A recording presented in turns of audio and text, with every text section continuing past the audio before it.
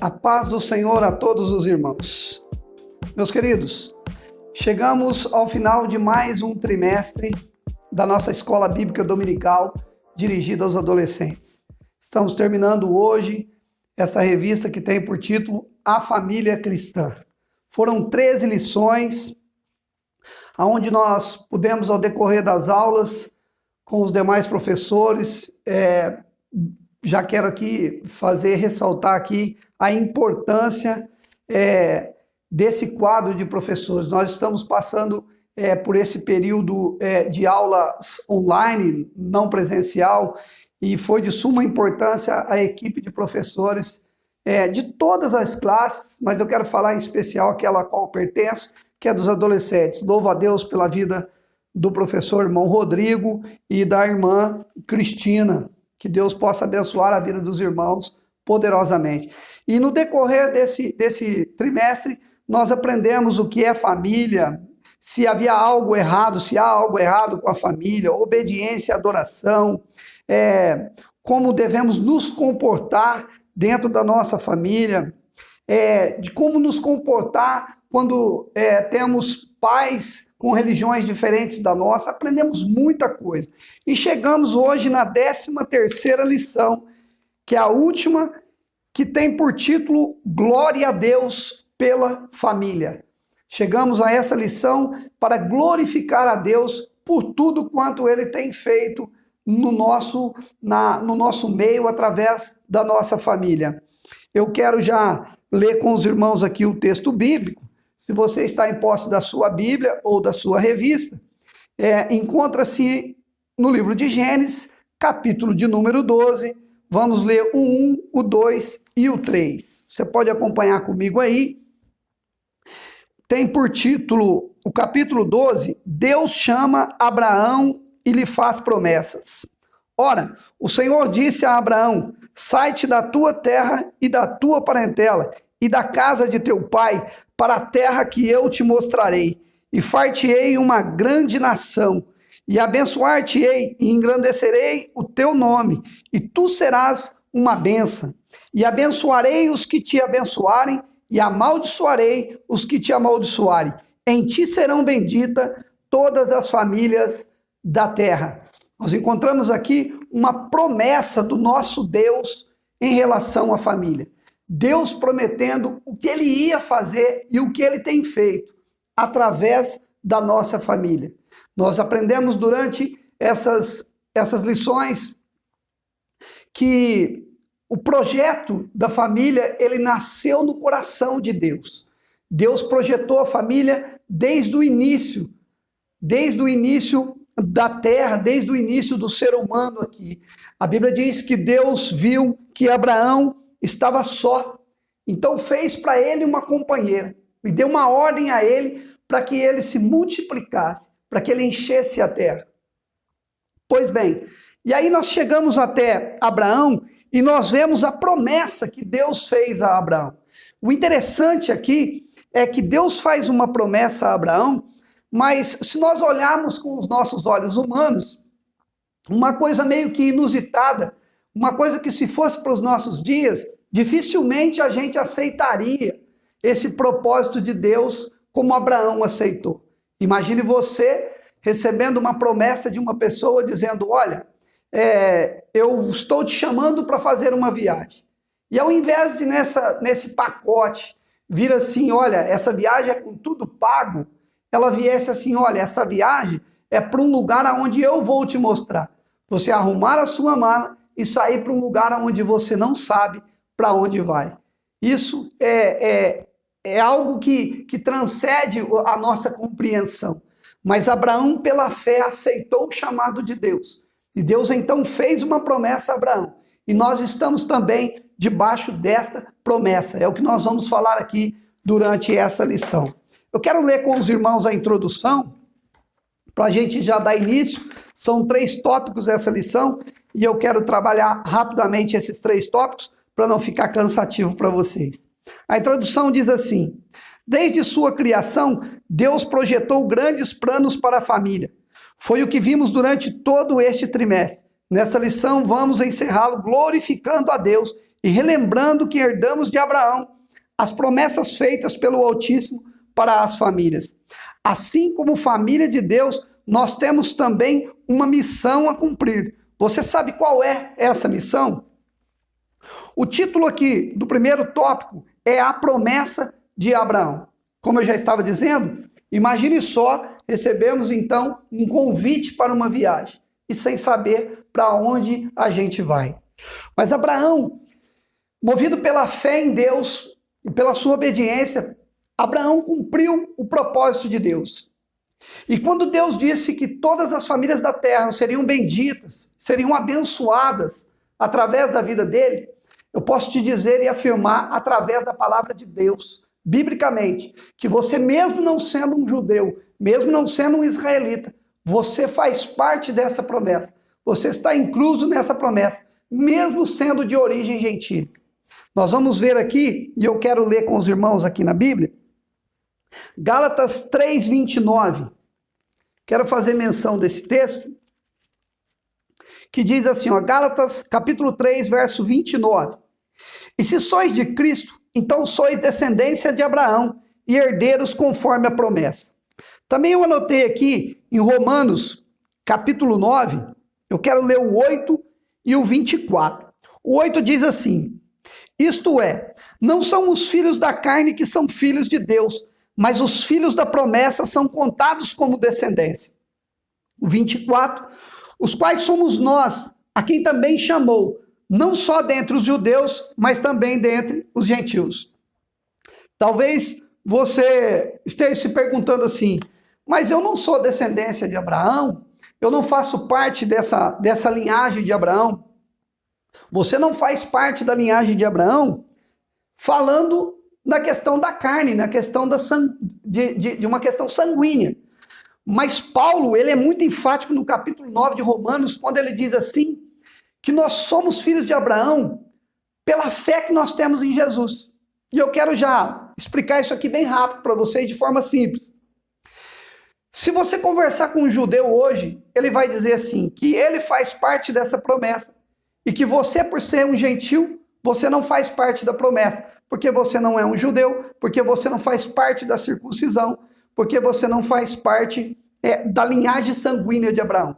Mas Paulo nos defende no capítulo 9 de Romanos, dizendo assim, que nós somos sim herdeiros da promessa de Abraão, por causa da nossa fé. Os judeus achavam que eles fazem, e acham até hoje, que eles fazem parte dessa promessa, e que eles são herdeiros únicos de Abraão, porque seguem a lei, por causa que eles seguem os mandamentos de Moisés, do Antigo Testamento, que eles ofertam a Deus, que eles têm o culto a Deus, e que eles são dizimistas, fazem o jejum. Então, através disso, faz com que eles pensem que somente eles são os herdeiros. Mas aí Paulo vem dizer, em Romanos, a partir do capítulo 9, que se você não aceita Jesus, se você não tem a fé em Jesus, você não é justificado. E se você não é justificado, você não faz parte desta promessa. Então, nada tem a ver você ser descendente sanguíneo em relação à salvação, em relação a fazer parte da promessa de Jesus. Você passa a fazer parte da promessa quando você aceita Jesus como Salvador da sua alma, e quando você é justificado, não pelas suas obras, como pensavam os judeus, como pensam os judeus, como pensam os publicanos, mas você é justificado através da sua fé pelo sangue derramado na cruz. Então você sim faz parte dessa promessa. Você sim está dentro dessa linhagem, dentro desta herança que Deus havia prometido para a descendência de Abraão. O que eu quero dizer com tudo isso? É que nós, fazendo parte desta herança de Abraão, nós temos também não só o privilégio de desfrutar das bênçãos de Deus, mas também a obrigação de ser bênção para outras famílias. Olha o que Deus disse, que eu abençoarei todos que te abençoarem, e amaldiçoarei todos que te amaldiçoarem. Então, quer dizer, nós fazemos parte da herança, mas nós temos também por obrigação agregar mais e mais pessoas espiritualmente para fazer parte dessa herança. Então, já quero deixar aqui de cara que aquilo que nós vemos falando desde o início da primeira aula, Deus instituiu a família, Deus criou a família, nasceu num projeto dentro do coração de Deus, mas para que você não só usufrua das bênçãos de Deus, mas para que você também alcance outras pessoas para fazer parte dessa promessa. O primeiro tópico diz assim, a promessa de Abraão, como eu disse, que nós fazemos parte dela. Já o segundo tópico diz assim, de casa para o mundo. Eu fiz um esboço aqui para não ter que ler o texto, todos os tópicos. O segundo diz, de casa para o mundo. Deus te convida a obedecê-lo. Veja bem, como que nós vamos desfrutar das bênçãos de Deus sem a obediência? Impossível isso acontecer.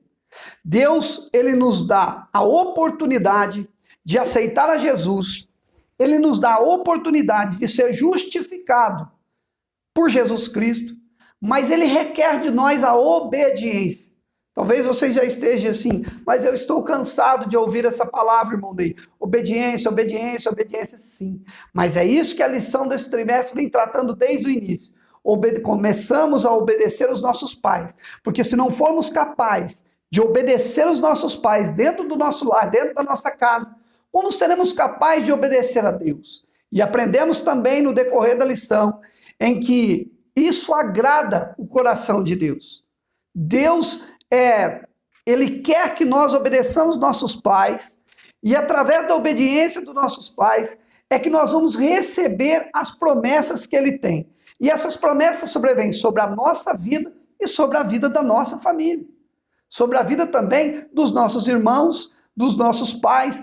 Aprendemos durante essa lição, esse trimestre, que mesmo quando nós não temos o pai ou a mãe que professe a mesma fé que nós, a fé cristã, que não tem Cristo como pilar da sua vida, mesmo assim nós devemos obedecê-los. Por quê? Porque isso agrada a Deus. A Bíblia diz assim que nós temos que, se quisermos ter vida longa nessa terra, nós temos que primeiro começar a obedecer o pai e a mãe, a honrar o pai e a mãe. Então, quando diz assim, ó, de casa para o mundo, começamos dentro da nossa casa, começamos com a obediência aos nossos pais, aos responsáveis por nós, entendeu? Quando eu digo nós, estou dizendo vocês, adolescentes. Então, começa dentro de casa. E a partir dessa criação saudável, a partir desse amor fraternal dentro da sua casa, é que você vai aprender a amar o próximo. Você vai aprender a ter compaixão do próximo. Vai aprender a ver o seu semelhante como uma pessoa também amada por Deus.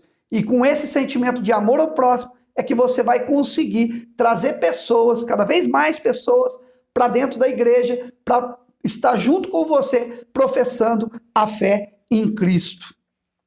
O tópico de número 3 diz assim, glória a Deus pela família. Você já parou para pensar nas inúmeras bênçãos, nos inúmeros milagres que Deus já operou, não somente na sua vida, mas na vida da sua família? Você já parou para contar os livramentos que Deus já concedeu para você, para os seus irmãos, para o seu pai, para a sua mãe, para os seus avós, tios, tias? Aquilo que Deus já fez pela tua vida. Eu sei que se você parar e refletir sobre isso, não vai ser nos dedos das mãos que você vai conseguir fazer essa soma. Impossível. Por quê? Porque Deus, ele tem bênção todos os dias para a nossa vida. Deus tem aberto portas para o pai, para sua mãe, portas de emprego, tem entrado com provisão na sua casa. Então, juntando tudo isso, o que nos resta? Nos resta o agradecimento a Deus. Nos resta louvar a Deus por tudo aquilo que ele tem feito na nossa família. E o que Deus quer de nós, além da obediência, é também a gratidão. Talvez você já tenha ouvido em inúmeras pregações e ensinamentos dos nossos pastores que Deus nos criou para que nós o adoramos. Deus requer de nós a adoração. A Bíblia diz assim que Deus não divide a glória dele com ninguém. Deus, ele é único, Ele é soberano sobre a nossa vida. Aquilo que Ele tem feito na nossa vida é motivo para nós testemunharmos às outras pessoas. E por que testemunhar a favor de Deus? Ah, mas Deus não precisa. Mas olha só, nós temos que contar que nós vivemos aqui nessa terra com o livre-arbítrio. Nós temos o direito de escolher o caminho que nós vamos seguir. E muitas dessas pessoas que não tomaram a decisão que você tomou, que o seu pai e a sua mãe tomou, de ser servo do Senhor, estão perdidos no mundo. Estão aí à deriva, nas mãos do inimigo das nossas almas. E é através do teu testemunho, eu tenho batido muito em cima disso, é através do teu testemunho, é que muitas dessas pessoas vão se converter a Jesus. Lembra que eu já disse, e os outros professores já disseram em outras aulas, que você é um missionário em potencial, que você é um evangelista em potencial, dentro e fora da sua casa. Quando você está na escola, quando você ouve alguém reclamar de uma situação, quando você ouve alguém dizer assim, olha, eu não aguento meu pai, eu não suporto mais a minha família, aquela opressão, eu não vejo a hora de completar 18 anos para dar um rumo à minha vida e não quero mais ficar lá. Aí você tem a oportunidade, nesse momento, é o momento que Deus abre a porta para que você chegue e fale do amor de Deus. E sem contar o exemplo de vida. Não só de você falando do amor de Deus, mas as pessoas vendo a convivência que você tem com os seus familiares. Como é lindo ver um filho respeitar um pai. Como é lindo ver um pai dar testemunho de um filho e dizer assim, olha, esse meu filho, né, não me dá trabalho em nada. Eu tenho ouvido isso muitas vezes aqui na nossa igreja. Pai dos adolescentes, os seus pais, muitos dizerem, olha, eu não tenho problema com fulana, eu não tenho problema com cicrano. E isso é nítido na vida de muitos de vocês. A gente vê que vocês têm uma estrutura familiar. E a quem vocês devem essa estrutura familiar? Ao nosso Deus. É a Ele que você deve toda a honra, toda a glória e todo o louvor. Foi Deus quem te instituiu nessa família. Foi Deus quem te deu esse pai, essa mãe, esse avô, essa avó. Tudo isso estava nos planos de Deus desde o início, desde a fundação do mundo. Agora Deus quer que você trabalhe através da tua vida, para que outros adolescentes também possam alcançar isso que você alcançou. Essa paz dentro de casa, essa união dentro de casa, esse respeito mútuo entre pai e filho. Outras pessoas precisam viver isso. E é através da sua vida, é através do seu testemunho, do que Deus fez na sua vida, do que Deus tem feito na vida dos seus pais, é que outros adolescentes vão ter um encontro com Jesus. Eu costumo dizer que quem traz adolescente para a igreja é outro adolescente.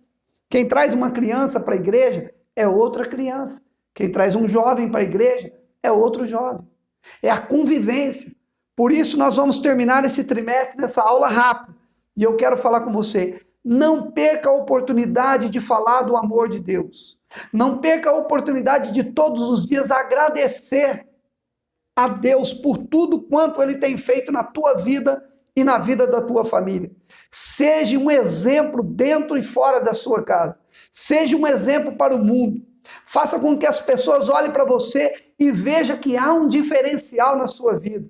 Para que você seja luz para o mundo. Para que aonde você chegar, você seja um dissipador das trevas. A Bíblia diz assim que a luz dissipa a treva. Aonde o crente chega, meus irmãos, a situação tem que mudar. Aonde você chegar, aonde você colocar a planta dos seus pés, porque é promessa de Deus, que diz que aonde você colocar a planta dos seus pés, será dado como herança para você aquela terra. Tome posse daquilo que Deus te deu. Tome posse das bênçãos de Deus. Seja grato a Deus, ao nosso Senhor Jesus, por tudo quanto Ele tem provido na tua vida. E dê testemunho de quão grande é o amor de Deus. Faça a diferença. Arrebata pessoas para trazer para a igreja. Ganhe almas na sua escola, onde você tem, na sua vida secular, na sua vida fora da igreja. Não fale somente do amor de Deus dentro da igreja, mas principalmente para aqueles que ainda não professam a mesma fé que você. Não perca a oportunidade de falar do amor de Jesus. Eu quero agradecer a todos os adolescentes, a todos os irmãos que têm acompanhado as aulas durante esse trimestre. Que Deus possa abençoar a vida de vocês poderosamente. E eu acredito que em um curto espaço de tempo, não acredito que em questão de dias, nós vamos estar dando notícia na igreja, através das redes sociais, que nós vamos estar voltando às aulas presenciais.